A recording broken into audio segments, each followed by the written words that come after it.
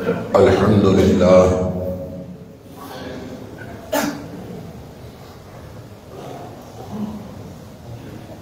الحمد لله نحمده ونستعينه ونستغفره ونؤمن به ونتوكل عليه ونعوذ بالله من شرور أنفسنا ومن سيئات أعمالنا من يهده الله فلا مضل له ومن يضلل فلا هادي له وأشهد أن لا إله إلا الله وحده لا شريك له وأشهد أن محمدًا عبده ورسوله صلى الله عليه وسلم أرسله بالحق بشيرا ونذيرا بين يدي الساعة فمن يطع الله ورسوله فقد رشد واهتدى ومن يعص الله ورسوله فقد ضل وغوى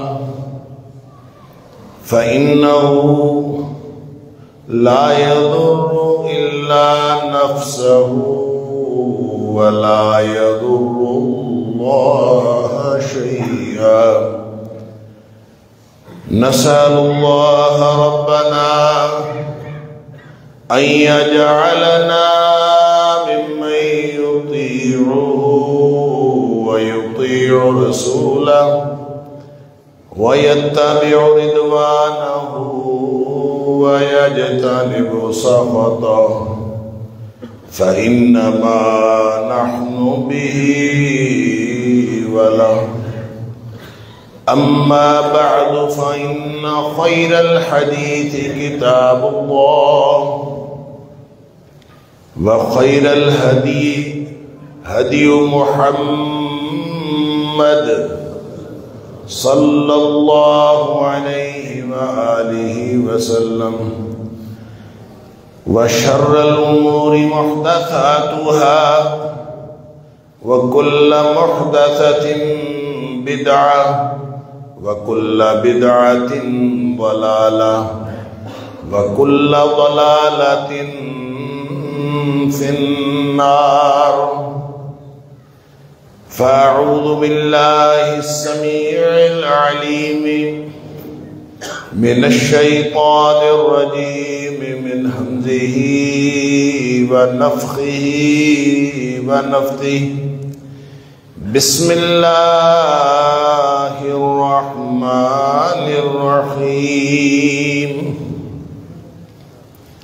ولو أن أهل القرى آمنوا واتقوا لفتحنا عليهم بركات من السماء والأرض ولكن كذبوا فأخذناهم بما كانوا يكسبون أفامن أهل القرى أن يأتيهم بأسنا بياتا وهم نائمون أفامن أهل القرى أن يأتيهم بأسنا ضحى وهم يلعبون أفأمنوا مكر الله فلا يأمن مكر الله إلا القوم الخاسرون اور اگر یہ بستیوں کے لوگ واقعتاً ایماندار ہوتے اور تقوی کی روش پر زندگی گزار رہے ہوتے تو ہم ان کے لیے زمین و آسمان سے خیر و برکت کے دروازے کھول دیں وَلَٰكِنْ كَذَّبُوا، لیکن ان لوگوں نے جھٹلایا، تکذیب کی، جھوٹے نکلے۔ فَأَخَذْنَاهُمْ بِمَا كَانُوا يَكْسِبُونَ، پس ہم نے ان کو پکڑ لیا ان کے کرتوتوں کے سبب، جو یہ کچھ کر رہے تھے اس کی وجہ سے ان کو پکڑ لیا۔ کیا پھر بستیوں کے لوگ اس بات سے بے خوف ہو گئے ہیں کہ ہمارا عذاب رات کو آئے اور یہ سوئے ہوئے ہوں؟ یا پھر یہ اس بات سے بھی بے خوف ہو گئے ہیں کہ ہمارا عذاب دن کو آئے جب یہ اپنے مختلف مشاغل کے اندر گم ہوں، اس وقت ہمارا عذاب آئے؟ کیا یہ لوگ اللہ کی منصوبہ بندی سے بے خوف ہو گئے ہیں؟ اور اللہ کے منصوبے سے بے خوف صرف وہی ہوتے ہیں جو خسارہ پانے والے لوگ ہوتے ہیں۔ صدق اللہ العظیم۔ اللہ کی طرف سے خیر و برکت کا وعدہ، کس طرح ہم اس سے محروم ہو جاتے ہیں، اور باوجود اس بات کے کہ اللہ نے وعدہ کیا ہوا ہے کہ ہم زمین و آسمان سے تمہارے لیے خیر و برکت کے دروازے کھول دیں گے، ہم وہ بنیادی شرائط پورا نہ کرنے کی وجہ سے اور انفرادی اور اجتماعی طور پر اپنے ان کرتوتوں کے سبب، جس کا ذکر اللہ کریم یوں فرماتے ہیں فَأَخَذْنَاهُمْ بِمَا كَانُوا يَكْسِبُونَ، کہ ہم نے ان کے جو کچھ یہ کر رہے ہیں، جو کچھ کمائی کر رہے ہیں، ان کے جو کرتوت ہیں، ان کے سبب ہم نے ان کو پکڑ لیا۔ اگر ہم حالت مغلوبیت میں ہیں، اگر خیر و برکت کے دروازے نہیں کھل رہے، اگر ہمارے اوپر حالات شدید چل رہے ہیں، چاہے وہ سیاسی طور پر ہو، چاہے وہ معاشی اور معاشرتی طور پر ہمارے حالات ہوں، اگر حالات شدید ہیں تو اس کا صاف مطلب یہ ہے کہ ہم اللہ کی پکڑ میں ہیں اور اللہ تعالیٰ کی طرف سے خیر و برکت کے دروازے بند ہو گئے ہیں، جو کھلنے چاہیے تھے، جس کا وعدہ اللہ نے کیا تھا کہ ہم خیر و برکت کے دروازے کھول دیں۔ ہم گویا بنیادی شرائط پوری نہیں کرتے، اور بنیادی شرائط کیا ہے کہ اپنے کرتوت ہمارے درست نہیں ہیں۔ فَأَخَذْنَاهُمْ بِمَا كَانُوا يَكْسِبُونَ، اپنے کرتوتوں کے سبب ہم پکڑے ہوئے ہیں۔ اللہ اکبر۔ پھر اللہ فرماتا ہے کہ ابھی تو یہ تنبیہ کے طور پر آیا تھا یہ عذاب، یہ جو سزا ہے یہ تنبیہ کے طور پر ہے، انذار کے طور پر ہے، تاکہ تم لوگ واپس آ جاؤ۔ ابھی تو اللہ کا عذاب آنا ہے، ہو سکتا ہے اس وقت آئے جب تم سب لوگ سوئے ہوئے ہو سکتا ہے اس وقت آئے جب دن میں اپنے اپنے مشاغل میں گم ہو سب، اس وقت اللہ کا عذاب آ جائے۔ بے خوفی کیسے، کس طرح اللہ کے عذاب سے بے خوف ہو کے لوگ زندگی گزار رہے ہیں؟ اللہ کے عذاب سے ڈرتے ہوئے زندگی گزارنی چاہیے تھی، ایمان اور تقوی کی بنیادی شرائط پورے کرنے کی فکر کرنی چاہیے تھی، تاکہ اللہ کی طرف سے خیر و برکت کے دروازے کھول جائیں۔ انہی جو ہمارے کرتوت ہیں اس کے بارے میں قرآن نے مختلف جگہوں پہ مختلف الفاظ میں تبصرہ فرمایا۔ ظہر الفساد فی البر والبحر، ہر طرف بگاڑ پیدا ہو گیا، خشکی اور تری کے اندر بگاڑ پیدا ہو، سب کچھ خراب ہو گیا، اللہ سارا نظام بگڑ گیا۔ بما کسبت ایدی الناس، یہ اس وجہ سے سارا نظام بگڑا ہے کہ لوگوں نے ایسے ہی کمائی کی تھی، ان کے ہاتھوں کی کمائی ہی ایسی تھی، ان کے کرتوت ہی ایسے تھے۔ لِيُذِيقَهُمْ بَعْدَ الَّذِي عَمِلُوا، یہ لوگوں کے بعض اعمال کا بدلہ چکھانے کے لیے اللہ کریم نے یہ کیا ہے۔ یہ عذاب آتا تو پوری دنیا تباہ و برباد ہو جاتی، عذاب نہیں آیا۔ اللہ اکبر. اللہ تعالیٰ نے فرمایا کہ وَلَوْ يُؤَاخِذُ اللَّهُ النَّاسَ بِمَا كَسَبُوا مَا تَرَكَ عَلَى ظَهْرِهَا مِن دَابَّةٍ. اگر اللہ لوگوں کی کرتوتوں کے سبب پورا مواخذہ کر لے، پوری طرح پکڑ کر لے، جس طرح کے لوگوں کے کرتوت ہیں، جس طرح لوگوں کے اعمال ہیں، اگر اللہ پکڑ کر لے تو روئے زمین پر آپ کسی جاندار کو چلتا ہوا نہ دیکھیں. اتنا بڑا عذاب اللہ کا ہے. ہم ویسی زندگی گزار رہے ہیں، موج میلہ ویسے چل رہا ہے، ہم اپنی روزمرہ کی زندگی، اپنے معاملات، اپنے معمولات ویسے ہی جاری رکھے ہوئے ہیں، اور اللہ کا عذاب اس کا مطلب ہے نہیں آیا. یہ تو اللہ نے صرف تنبیہ کی ہے کہ تاکہ ہم واپس لوٹ آئیں. لِيُذِيقَهُمْ بَعْدَ الَّذِي عَمِلُوا لَعَلَّهُمْ يَرْجِعُونَ. یہ اس لیے بعض اعمال کا بدلہ چکایا ہے تاکہ یہ واپس آ جائیں. یہی تبصرہ جو اللہ نے قرآن میں فرمایا، نبی کریم صلی اللہ علیہ وسلم نے بھی اپنے فرامین کے اندر یہ تبصرہ فرمایا. ان میں سے ایک فرمان جس کے اوپر ہماری گفتگو گزشتہ جمعے میں جاری رہی، ابن ماجہ کی روایت ہے، نبی پاک صلی اللہ علیہ وسلم نے فرمایا 5 چیزیں ایسی ہیں، اور خاص طور پر آپ نے مہاجرین کو خطاب کرتے ہوئے آپ نے فرمایا یا معشر المہاجرین، مہاجروں 5 چیزیں ایسی ہیں، خمس اذا ابتلیتم بہن، 5 چیزیں ایسی ہیں جب تم ان میں مبتلا ہو جاؤ تو پھر ان کا جو نتیجہ ہے اس کے درمیان، ابتلا اور نتیجے کے درمیان لزوم کا تعلق ہے.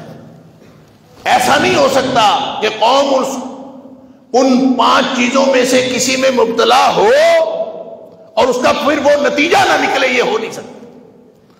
لہذا نبی پاک صلی اللہ علیہ وسلم نے ساتھ ہی دعا دی، وَأَعُوذُ بِاللَّهِ أَن تُدْرِكُوهُنَّ، میں اللہ کی پناہ چاہتا ہوں کہ وہ 5 چیزیں تمہارے اندر آئیں. لیکن جب آ جائیں گی تو اس کا نتیجہ لازمی نکلے گا. اس میں پھر نبی پاک صلی اللہ علیہ وسلم نے جو پہلی چیز ارشاد فرمائی، آپ نے فرمایا لَمْ تَظْهَرِ الْفَاحِشَةُ فِي قَوْمٍ قَطْ حَتَّى يُعْلِنُوا بِهَا. جب کسی قوم کے اندر علانیہ بے حیائی ہونے لگے، علانیہ فحاشی ہونے لگے، لوگ ساری حدود کراس کر جائیں اور لوگوں کی جو حیا کی حص ہے وہ مر جائے، اور لوگ علانیہ طور پر بے حیائی کے مرتکب ہونا شروع ہو جائیں. اس کے اوپر ہم نے گفتگو کی تھی. إِلَّا فَشَا فِيهِمُ الطَّاعُونُ وَالْأَوْجَاعُ الَّتِي لَمْ تَكُنْ مَضَتْ فِي أَسْلَافِهِمُ الَّذِينَ مَضَوْا. نبی پاک صلی اللہ علیہ وسلم فرمایا پھر اس قوم کے اندر ایسی ایسی بیماریاں پیدا ہوں گی، اس کے اندر طاعون پھیلے گا، طاعون جیسی وبائیں پھیلیں گی، اور ایسی ایسی بیماریاں آئیں گی کہ جو ان کے بزرگوں کے اندر، ان کے آباء و اجداد کے اندر کبھی کسی نے نام بھی نہیں سنا ہوگا کہ یہ کیسی بیماریاں.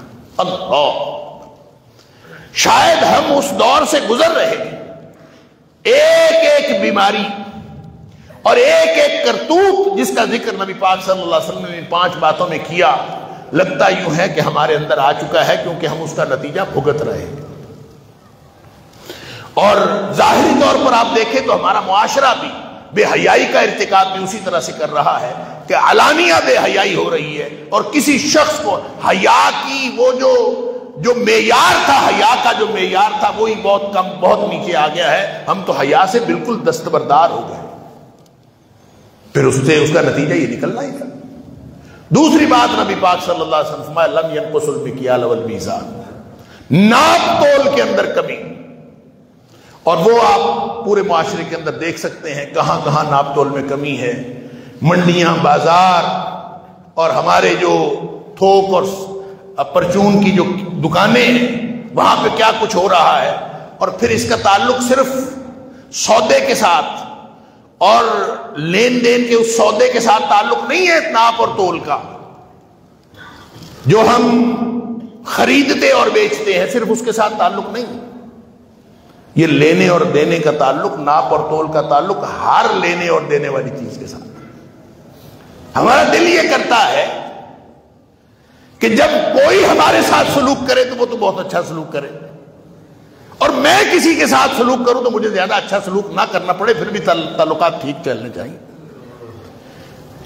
لینے کے اور دینے کے اور، ہمارے معیارات مختلف ہیں۔ یہ تو میرا دل کرتا ہے کہ میں کہیں جاؤں، میں اپنے رشتہ دار عزیز دوست کے ہاں جاؤں تو میں آخر گیا ہوں، میری آؤ بھگت ہونی چاہیے، میرے لیے اس کو تکلف کرنا چاہیے، میں زیادہ حسن سلوک کا مستحق ہوں، یہ اس کو دل کو خیال آتا ہے۔ اللہ اکبر۔ تو یہ جو تطفیف ہے جس کو اللہ کریم نے فرمایا ویل للمطففین الذین اذا اکتالوا علی الناس یستوفون واذا کالوہم او وزنوہم یخسرون، وہ سارے کمی بیشی کرنے والے ان کے لیے جہنم کا عذاب ہے۔ ویل للمطففین، کن کے لیے؟ جو لیتے وقت پورا لیتے ہیں اور دیتے وقت اس میں کمی کر دیتے ہیں۔ لہذا یہ صرف اور صرف اس کا تعلق خریدنے اور بیچنے والی چیزوں کے ساتھ نہیں ہے، اس کا تعلق پوری زندگی کے معاملات کے ساتھ ہے۔ ہم اپنے آپ کو کہیں اور رکھتے ہیں، دوسروں کو کسی اور جگہ رکھتے ہیں، لینے کا معیار اور ہے، دینے کا معیار اور ہے۔ کسی کے ساتھ سلوک کرنا ہو تو حسن سلوک ہم تھوڑا سا کر کے ہم کہتے ہیں بہت کافی ہے، اور جب اپنے لیے حسن سلوک کا استحقاق جب ہم سمجھتے ہیں تو ہمارا خیال یہ ہے کہ ہمارے لیے تو بہت زیادہ ہونا چاہیے تھا، یہ تو بہت کم کیا۔ یہ جو معیارات ختم ہوتے ہیں، لم ينقص المکیال والمیزان، ناپ تول میں کمی وہ لینے دینے کی چیزوں میں ہو تو آپ دیکھ لیں، چاہے کوئی ریڑی والا ہے اور چاہے کوئی کارخانے دار ہے، ہر شخص اس کے اندر اپنا حصہ ڈال رہا۔ تو نبی پاک صلی اللہ علیہ وسلم فرمایا تین نتیجے نکلتے ہیں اس بیماری کے، جب یہ بیماری کسی قوم میں آتی ہے اس کے 3 نتیجے نکلتے ہیں، اور یہ لزوم کا نتیجہ، لزوم کا تعلق ہے نتیجے کے ساتھ۔ کیا نتیجہ نکلتا ہے؟ فرمایا الا اخذوا بالسنین، ایک تو قحط سالی، اس کا سامنا کرنا پڑتا ہے، قحط سالی میں پکڑے جاتے ہیں۔ وشدت المعونۃ، روزگار کی سختی، بے روزگاری بہت ہو جاتی، لوگ عام بے روزگار پھرتے ہیں، کسی کو روزگار نہیں ملتا۔ وجور السلطان علیہم، اور ان کے اوپر حکمران بھی ہر وقت ظلم روا رکھتے ہیں۔ تو کون سا حکمران ہے جس نے عوام کے اوپر ظلم نہیں کیا؟ ہمیں لگتا ہے کہ وہ پرانا تھا وہ بہتر تھا، اس کے بعد آیا وہ بہتر تھا، نہیں جو اس کے بعد آیا وہ بہتر تھا، اور پھر جو امید لگا کے بیٹھ جاتے ہیں جو اب آئے گا وہ بہتر ہوگا، اور پتہ یہ چلتا ہے کہ سارے عوام کو ڈنڈا پھیرتے ہیں، سب نے ظلم کیا ہے۔ تو کیوں نہ ہم اس طرف دیکھیں کہ کہیں ہمارے گناہوں کی سزا تو نہیں؟ یہ جو جور السلطان علیہم ہے، حکمران ظلم کرتے ہیں، ہم بیٹھ کے روتے ہیں حکمرانوں نے یہ کر دیا، حکمرانوں نے یہ کر دیا، کہیں یہ ہمارا اپنے ہاتھوں کا کیا دھرا تو نہیں؟ اللہ کے رسول صلی اللہ علیہ وسلم فرماتے لم ينقص المکیال والمیزان، یہ تو اپنے ناپ تول کو سیدھا کر کے دیکھو، ناپ تول کو سیدھا کرو، اس کا ڈائریکٹ اثر ہوگا، تمہارے حکمران تمہارے اوپر ظلم کرنا چھوڑ دیں، تمہاری بے روزگاری ختم ہوگی، تمہاری قحط سالی کے اندر خاتمہ ہوگا اگر تم اس کو کر کے دیکھو، اور اگر نہیں کرو گے تو پھر یہ لزوم کا نتیجہ ہے، یہ پھر نتیجہ تمہیں بھگتنا پڑے۔ تیسری بات نبی پاک صلی اللہ علیہ وسلم فرمایا وَلَمْ يَمْنَعُوا زَكَاةَ أَمْوَالِهِمْ، لوگ زکوٰۃ دینا چھوڑ جاتے ہیں۔ اللہ اکبر۔ کہتے ہیں کہ جو سروے کرنے والے کہتے ہیں کہ مسلمانوں کے معاشروں میں، ظاہر ہے غیر مسلم معاشروں میں تو زکوٰۃ کا تصور ہی کوئی نہیں، مسلمانوں کے معاشرے میں 30% سے زیادہ لوگ زکوٰۃ نہیں دیتے، 70% لوگ زکوٰۃ نہیں دیتے، 30% دیتے ہیں۔ 70 زکوٰۃ نہیں دیتے، صرف 30% لوگ ہیں جو زکوٰۃ دیتے ہیں۔ تو جس معاشرے میں گویا 70% زکوٰۃ نہیں دے رہے، صرف 30% دے رہے، تو اس کا مطلب ہے لوگوں نے تو زکوٰۃ دینی چھوڑ دی، اکثریت نے تو چھوڑ دی، زکوٰۃ دینی چھوڑ دی، اور جو دیتے بھی ہیں وہ کیلکولیشن سے نہیں دیتے، وہ کیلکولیٹ کر کے نہیں دیتے کہ کتنی زکوٰۃ بنتی ہے، میں اتنی، وہ اندازے سے دے دیتے ہیں، بس ٹھیک ہے اتنی دے دیے کافی ہے. حالانکہ یہ تو ایک شرع اللہ نے شرع مقرر کی ہے، اور اس شرع کے ساتھ اس کو باقاعدہ کیلکولیٹ کر کے دینا چاہیے، اور اس میں سے اگر کوئی کمی رہ جائے تو وہ بھی ایسے ہی ہے جیسے اس نے زکوٰۃ نہیں دی. اور پھر جیسے دوسرے صدقات دیتے ویسے ہی زکوٰۃ کو سمجھ لیتے. بھئی دوسرے صدقات بھی اہم ہیں، وفی اموالہم حق معلوم للسائل والمحروم. جو مانگنے کے لیے آ جاتا ہے، جو دیگر محروم طبقات ہمارے معاشرے کے اندر ہیں، ان کا بھی حصہ اللہ نے مالداروں کے مال کے اندر رکھا ہے. لیکن یہ جو زکوٰۃ ہے یہ اللہ کا حق ہے، اور زکوٰۃ اللہ کے حق کے طور پر دینا ضروری ہے، اور اسی شرع کے ساتھ دینا ضروری ہے جس شرع کے ساتھ اللہ نے مقرر فرمایا. لیکن اگر ہم اس شرع سے نہیں دیتے تو پھر نتیجہ بھگتیں. فرمایا نتیجہ کیا ہے؟ وَلَمْ يَمْنَعُوا زَكَاةَ أَمْوَالِهِمْ، لوگ زکوٰۃ دینا چھوڑتے ہیں. اللہ إِلَّا مُنِعُ الْقَطْرَ مِنَ السَّمَاءِ، اللہ آسمان سے بارش برسانا بند کر دینا. بارش کی ضرورت ہے اور لوگ دعائیں کرتے ہیں، بارش نہیں ہوتی. وہ کہتے ہیں جی سموگ بہت ہو گئی، سموگ اتنی زیادہ ہو گئی کہ لاہور دنیا کا سب سے زیادہ پولیوٹڈ شہر قرار پایا. دنیا کے شہروں میں سب سے زیادہ جو ماحول کی آلودگی ہے وہ لاہور کے اندر ہے. اللہ اکبر، اندازہ کیجئے. اور اس کے علاوہ جو دوسرے تیسرے نمبر پر بھی ہیں وہ بھی یا انڈیا کا نئی دہلی ہے اور پاکستان کا کراچی ہے. یہ تینوں ایک دوسرے کے ساتھ مقابلہ کرتے رہتے ہیں، دور سے مقابلہ کرنے کے لیے کوئی نہیں آتا ان کے ساتھ. اللہ، سموگ آ گئی. سموگ کا حل کیا جی؟ بارش ہو تو حل ہو سکتا ہے. پھر سائنسدان بیٹھ کے سر جوڑ کے بیٹھتے ہیں جی ہم مصنوعی بارش برسا لیں، مصنوعی بارش کا کوئی تجربہ کر لیں.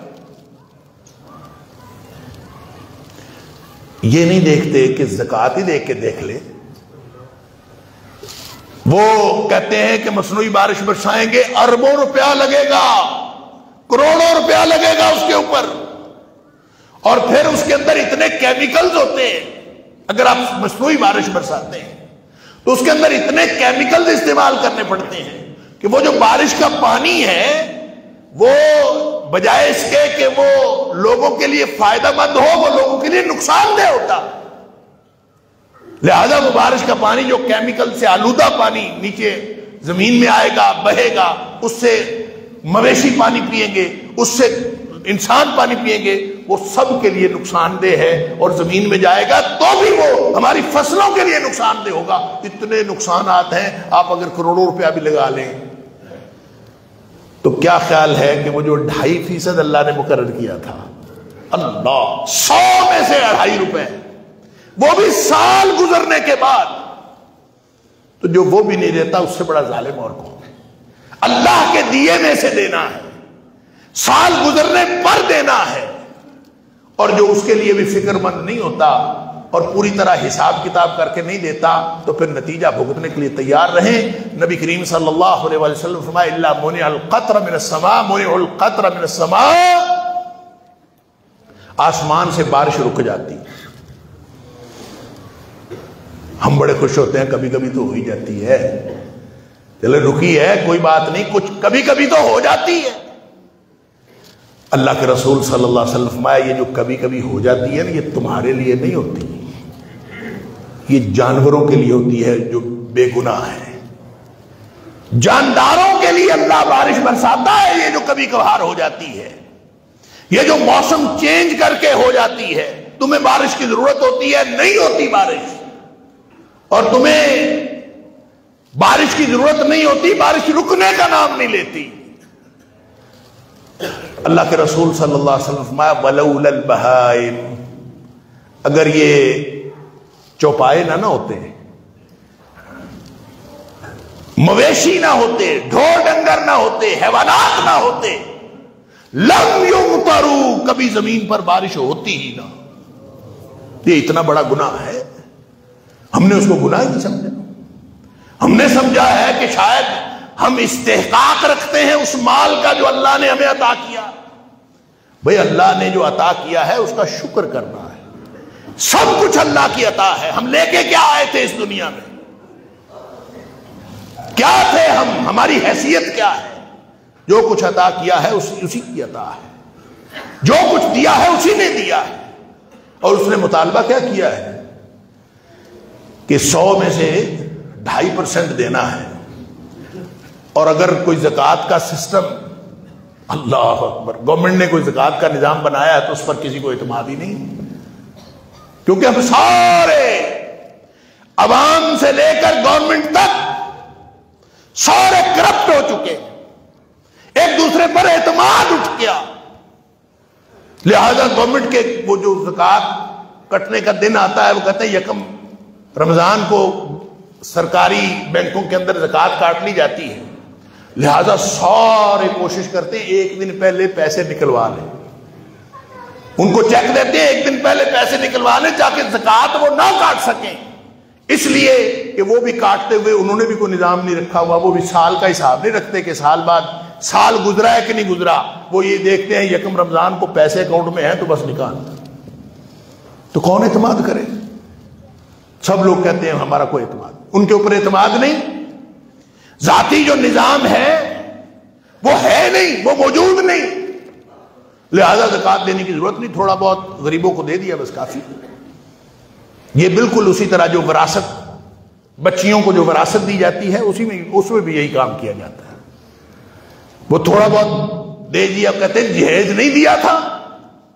خاص طور پر ذمہ داروں کے اندر یہ باقاعدہ رسم ہے اور روایت ہے، وہ کہتے ہیں کہ جہیز دے دو ٹرک بھر بھر کے، 2 ٹرک جہیز کے دے دیے، 3 ٹرک جہیز کے دے دیے، اور سمجھا یہ کہ اب وراثت میں اس کا حصہ باقی نہیں رہا۔ ان سے پوچھیں کیوں آپ وراثت میں حصہ کیوں نہیں دیتے؟ ہم نے جہیز نہیں دیا۔ بھئی کس نے کہا ہے جہیز دو؟ اللہ نے حکم دیا ہے وراثت میں حصہ دینے کا، نہ جہیز دو، ایک بستر بھی نہ دو، ایک برتن بھی نہ دو، دے سکتے ہو تو اپنی بیٹی کو تحفے کے طور پر جو دے سکتے ہو دو، جو اس کے بارے میں افورڈ کرتا ہے وہ دے، اور جو افورڈ نہیں کرتا اس کے اوپر شریعت نے تو کوئی پابندی نہیں لگائی، لیکن وراثت کی پابندی لگائی ہے۔ اور ہم نے 2 نمبری کیا کی ہوئی ہے کہ ہم نے جہیز دے دیا تھا، لہذا وراثت میں دینے کی کوئی ضرورت نہیں۔ یہی حال ہم کرتے ہیں، رمضان میں ہم کچھ نہ کچھ تو دے ہی دیتے، آخر ایسے گئے گزرے مسلمان بھی ہم نہیں، لیکن وہ جو زکوٰۃ دینی ہے حساب کتاب کر کے کتنی بنتی ہے، اس کے بارے میں ہم سارا سال مسئلے پوچھ کے لوگوں سے، یہ میں اس 30% لوگوں کی بات کرتا ہوں جو زکوٰۃ ادا کرتے ہیں، وہ بھی پوچھ کے مسئلے کوشش کرتے ہیں کہ فلاں چیز پر زکوٰۃ نہیں ہے، فلاں چیز پر زکوٰۃ ہے، فلاں پہ ہے نہیں، کہیں سے فتویٰ مل جائے کہ اس پر زکوٰۃ نہیں۔ 10 پلاٹ خرید کے رکھے ہوئے اور ادھر ادھر سے فتوے لینے کی کوشش ہے کہ یہ پلاٹوں کے اوپر زکوٰۃ نہیں ہوتی، اور لوگوں سے فتوے لیے جا رہے ہیں، ایک مولوی سے، دوسرے مولوی سے، تیسرے، کہیں سے فتویٰ مل جائے کہ ان کے اوپر زکوٰۃ نہیں ہوتی۔ اللہ ھذا القیاس، ٹھیک ہے کر۔ اللہ کے رسول صلی اللہ علیہ وسلم لم یمنعوا زکاۃ اموالہم، لوگ جب زکوٰۃ دینا چھوڑ جاتے ہیں تو پھر یہ نتیجہ بھگتے کیا؟ الا مونع القطر من السماء، آسمان سے بارش رک جاتی ہے، اور یہ جو کبھی کبھار ہو جاتی ہے ولولا البہائم لم یمطروا، اگر یہ جاندار زمین پر نہ ہوتے تمہارے اوپر کبھی بارش ہوتی ہی نہ، ترس جاتے تم لوگ بارش کو، اس لیے کہ تمہارے کرتوت ایسے نہیں ہیں کہ اللہ آسمان سے بارشیں برسائے۔ بس یہ تو جانداروں کی وجہ سے آپ کو بارش کبھی مل جاتی ہے، خوش ہو جائے اس سے، لیکن اپنے کرتوت سیدھے کریں۔ اپنے کرتوت سیدھے کرنے کے لیے اپنی زکاتوں کا حساب کتاب کریں، باقاعدہ رجسٹر بنائیں، اس کے اوپر کیلکولیشن کریں، اور یہ زکات کی بات بھی ہے، یہ عشر کی بات بھی ہے۔ عشر تو کوئی نکالتا ہی نہیں. عشر زمین کی زکوٰۃ کا نام عشر ہے. اور وہ آپ جا کے پوچھیں بڑی 2 نمبریاں ہر جگہ پہ 2 نمبری. وہ کہتے ہیں ہم نے زمین ٹھیکے پہ دی ہوئی ہے, ہم تو زمین کا ٹھیکہ لیتے. تو جو کاشتکار ہے عشر اس کو نکالنا چاہیے. کاشتکار کہتا ہے میں نے تو ٹھیکہ دے دیا مالک کو, اور یہ مالک کو نکالنا چاہیے, میں کیوں نکالوں؟ لہذا آپ جا کے دیکھ لیں جو عشر کا جو تو نہیں نکالتے, جو 70% ہیں جو نہیں نکالتے, ان کی بات میں نہیں کر رہا. اب یہ ان کی بات ہے جو نکالتے ہیں, جن کو فکر ہوتی ہے کہ ہم نے نکالنا. اور وہ بھی کاشتکار ڈالتا ہے مالک پر, مالک ڈالتا ہے کاشتکار پر. وہ کہتا ہے وہ نکالے, وہ کہتا ہے وہ نکالے, چل کوئی بھی نہیں نکالتا. لم یمنعوا زکاۃ اموالہم. پھر ٹھیک ہے, جب یہ ایسا ہوتا ہے لوگ زکوٰۃ دینا چھوڑتے ہیں تو پھر آسمان سے بارش کی توقع نہ رکھیں. یہ تو زمین پر جاندار چلتے پھرتے ہیں, اللہ تعالیٰ جانداروں کی نصیب کی بارش دیتا ہے جس سے انسان بھی فائدہ اٹھا لیتا ہے. اللہ. اور چوتھی بات نبی اکرم صلی اللہ علیہ وسلم نے فرمایا کہ لم ينقضوا عہد اللہ وعہد رسولہ. اللہ اکبر. لوگ جو ہیں اللہ کا عہد توڑتے ہیں, اللہ کے رسول صلی اللہ علیہ وسلم کا عہد توڑتے ہیں. الا سلط اللہ علیہم عدوا من غیرہم. کہ اللہ تعالیٰ ان کے اوپر باہر سے دشمن مسلط کر دیتا ہے. اب نتیجے کو بھی دیکھیں, اپنے کرتوتوں کو بھی دیکھیں. اللہ تعالیٰ باہر سے دشمن مسلط کر دیتا ہے. الا سلط اللہ علیہم عدوا من غیرہم. بیرونی دشمن اللہ مسلط کر دیتا ہے. فاخذوا بعد فی ایدیہم.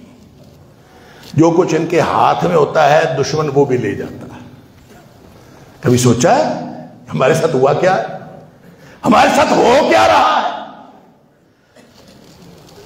جتنی ہماری پاکستان کی ٹوٹل اکانومی ہے نا, اس میں سے 20% ملک پر خرچ ہو رہا ہے, 80% قرضوں میں جا رہا ہے. 80% قرضوں میں جا رہا ہے, 20% ملک میں خرچ ہو رہا ہے. اور وہ جو 80% قرضوں میں جا رہا ہے وہ قرضے دینے کے لیے, پورے کرنے کے لیے پیسے نہیں ہیں, لہذا اس کے لیے اور قرضے پکڑے جا رہے ہیں. اللہ. کرتے کرتے موٹر وے بھی گروی رکھ دیا, فلاں ایئرپورٹ بھی گروی رکھ دیا, فلاں ایئرپورٹ بھی گروی رکھ دیا, فلاں موٹر وے بھی گروی رکھ دیا, فلاں بلڈنگ بھی گروی رکھ دی, پورا پاکستان گروی رکھ دیا. فَأَخَذُوا بَعْدَ مَا فِي أَيْدِيهِمْ. اللہ کے رسول صلی اللہ علیہ وسلم فرمایا جو کچھ ان کے ہاتھ پلے ہوتا ہے دشمن آ کے وہ بھی لے جاتا ہے. ہر چیز لے گیا, باہر سے مسلط ہوا. ہمیں پھر ان کی باتیں ماننی پڑتی ہیں. کیا ہم نے کیا ہے, جرم کیا ہے؟ اللہ اور اس کے رسول صلی اللہ علیہ وسلم کا عہد توڑنا. کون سی چیز ہے جس کو اللہ اور اس کے رسول صلی اللہ علیہ وسلم کا عہد توڑنا کہتے ہیں؟ کون سا عہد ہے جو اللہ سے کیا تھا؟ کون سا عہد ہے جو اللہ کے رسول صلی اللہ علیہ وسلم سے کیا تھا اور ہم نے توڑ ڈالا؟ وہ عہد یہ کیا تھا کہ جو شخص مسلمان نہیں ہے اس کا تو کوئی عہد نہیں ہے اللہ اور اس کے رسول صلی اللہ علیہ وسلم کے ساتھ. جب وہ مسلمان ہوتا ہے تو وہ کلمہ پڑھتا ہے اشہد ان لا الہ الا اللہ وحدہ لا شریک لہ واشہد ان محمدا عبدہ ورسولہ. یہ کلمہ پڑھ کے گویا وہ عہد کرتا ہے کہ اللہ آج سے پہلے میں اپنی مرضی کی زندگی گزار رہا تھا, آج کے بعد میں اپنی مرضی کی زندگی نہیں گزاروں گا. آج کے بعد جو میری زندگی گزرے گی یہ سب سے پہلا عہد ہے مسلمان کا.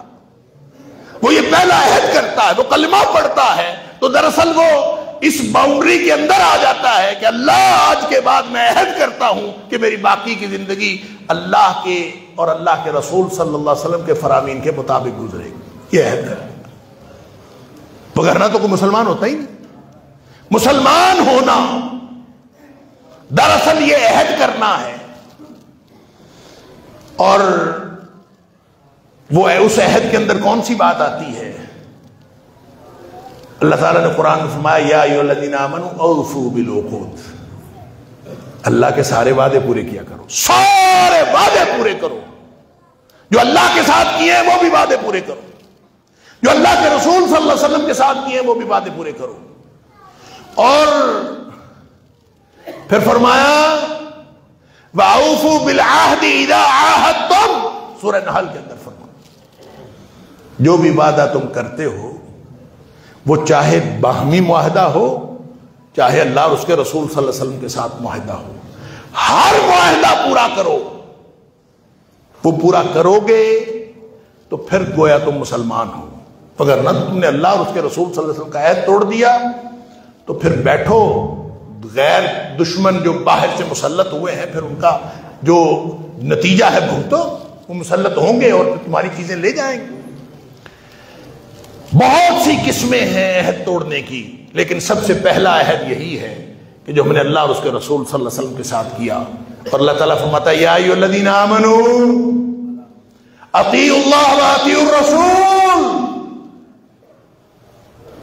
اللہ کی اطاعت کرو، اللہ کے رسول صلی اللہ علیہ وسلم۔ ایمان کا دعویٰ کیا ہے نا، جب ایمان کا دعویٰ کیا ہے تو اللہ کی بھی اطاعت کرو، اللہ کے رسول صلی اللہ علیہ وسلم کی اطاعت کرو۔ یہ سب سے پہلا عہد ہے۔